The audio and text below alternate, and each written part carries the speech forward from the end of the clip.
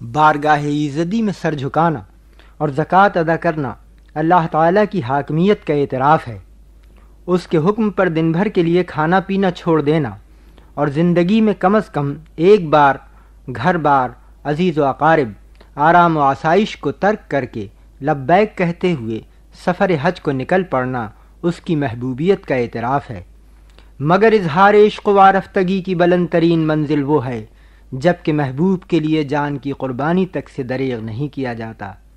عجیب سادہ و رنگین ہے داستان حرم۔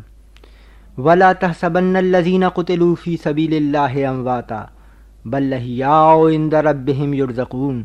جو لوگ خدا کی راہ میں مارے گئے ان کو مرے ہوئے نہ سمجھنا، وہ زندہ جاوید ہیں اللہ کے نزدیک اور ان کو رزق مل رہا ہے۔ انہی کے لہو کی سرخی داستان حرم کو رنگین بناتی ہے، انہی کی بے نفسی اور بے جگری بندگی کی عظمت و رفعت کو چار چاند لگاتی اور گلشن ملت کی آبیاری کر کے چار دانگ عالم میں گلکاری کرتی ہے۔ اسلام زندہ ہوتا ہے ہر کربلا کے بعد، اور شہادت امتحان عشق و بندگی کی وہ کامیابی ہے جس کے بعد طالب خود مطلوب اور عاشق محبوب بن جاتا ہے۔ سید الشہداء حضرت امام حسین علیہ السلام، ہماری جانیں ان پر قربان ہوں، اللہ تعالیٰ کے اس صریح حکم کے بعد کہ والفتنۃ اشد من القتل، یعنی دین سے گمراہ کرنے کا فساد قتل و خون ریزی سے کہیں بڑھ کر ہے، اور ان سے اس وقت تک لڑتے رہنا کہ فساد نابود ہو جائے اور ملک میں خدا ہی کا دین ہو جائے، اور اگر وہ فساد سے باز آ جائیں تو ظالموں کے سوا کسی پر زیادتی نہ کرنا۔ کیسے چین سے بیٹھ سکتے تھے کہ اس عظیم انسان کے نواسے تھے جس پر خود انسانیت کو ناز ہے، اور اس عظیم باپ کے بیٹے تھے جس کی زندگی ہی دلیری اور بے خوفی تھی۔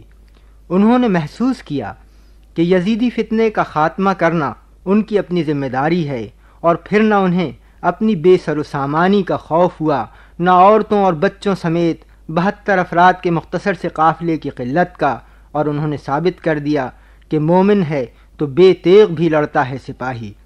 اپنے عظیم نانا کی روایات کے مطابق اصل منشا رشد و ہدایت تھا کہ خلوص، صلح اور آشتی سے سمجھائیں اور سرکشوں کو راہ راست پر لائیں۔ اسی لیے انہوں نے ماہ محرم کا انتخاب کیا کہ امن کا مہینہ تھا جس میں لڑائی سے منع فرمایا گیا اور اسے گناہ کہا گیا تھا، اور تاریخ بتاتی ہے کہ انہوں نے لڑائی سے بچنے اور سمجھانے بجھانے میں کوئی کسر نہ اٹھا رکھی۔ پھر اس قرآنی حکم کا پورا لحاظ رکھا کہ لڑائی میں پہل نہ کریں، مگر جب خود غرض اور نافرمان سرکشوں نے ان کی ایک نہ مانی اور ان کی بے سر و سامانی سے فائدہ اٹھا کر انہیں باطل کے سامنے جھکانا چاہا تو غیرت حیدری جوش میں آ گئی۔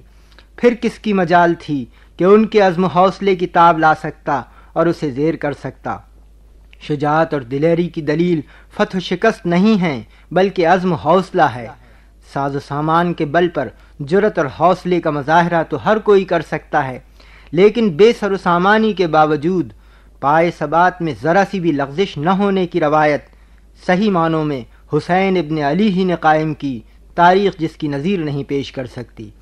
وہ طوفان کی طرح بپھر کر اٹھے، بجلی کی طرح دشمنوں کے جم غفیر پر پل پڑے اور سروش الہی سے سرشار زخموں پر زخم کھاتے رہے کہ اگر تمہیں زخم لگا ہے تو ان لوگوں کو بھی ایسا زخم لگ چکا ہے، اور یہ دن ہے کہ ہم ان کو لوگوں میں بدلتے رہتے ہیں۔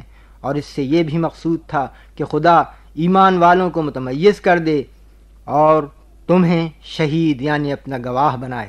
اور دیکھو، بے دل نہ ہونا اور نہ کسی طرح کا غم کرنا، اگر تم مومن ہو تو تم ہی غالب رہو گے۔ وَلَا تَهِنُوا وَلَا تَحْزَنُوا وَأَنْتُمُ الْأَعْلَوْنَ إِن كُنتُم مُؤْمِنِينَ کی بشارت سرمدی حوصلہ بڑھاتی رہی، اور انہوں نے اللہ کی عظمت اور اس کے دین کی حرمت کے لیے جان قربان کر کے بندگی اور انسانیت کو معراج پر پہنچا دیا۔ لہو کی ایک ایک بوند نے اللہ کی پاکی اور اس کی عظمت کی گواہی دی، اور اس شہادت عظمیٰ نے اللہ کے وعدے کے مطابق وہ انعام و اعزاز پایا کہ اسلامی تاریخ میں جس کی مثال نہیں ملتی۔ یہ ظاہری شکست ہی وہ فتح تھی جس نے قوم کی تاریخ بدل کر رکھ دی، یہ موت ہی وہ زندگی تھی جس نے اسلام کو زندہ جاوید بنا دیا۔